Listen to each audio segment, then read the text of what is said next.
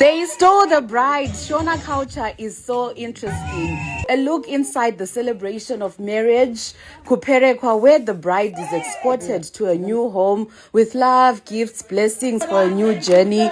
The interesting thing about Manyika people is that they actually come to the bride's house and they take the bride and they escort her. But in an interesting twist of events, they ended up kidnapping the bride. So they were trying to avoid paying all the monies that you have to pay in order to welcome the bride in the house. Obviously, this is done in a joking way, so this was very fun, and they sang and they danced and the negotiations started. So for everything that you do for them, even to get into their house, they have to pay you big money.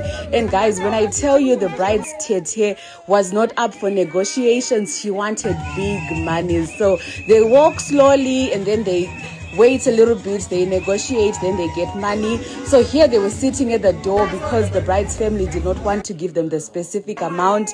And then eventually they open her up and she is given more money. The next day we woke up at 4 a.m. to start sweeping the house, and then you sweep the house and you make like little bundles of dirt so that you can get money. And then we also started on the water for bathing people according to the tradition. This is how you keep your silver pots safe from the smoke and you make them easier to clean afterwards. And then we also looked for firewood. The water ritual started. Guys, this whole process, you get money for everything that you do. And we made these little packages. We had some for the VVIP and some for everyone. And then we had to kill the chicken and wundura it. I don't know what to say in English, guys.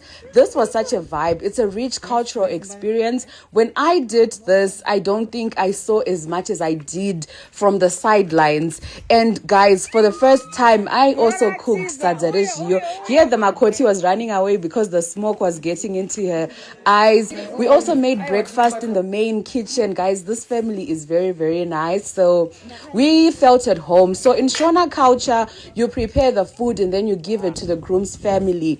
The chicken that is used for the cultural process is not to be cut, because when they are now feeding it to people, they will rip it apart to signify that this whole chicken signifies that we are now one family.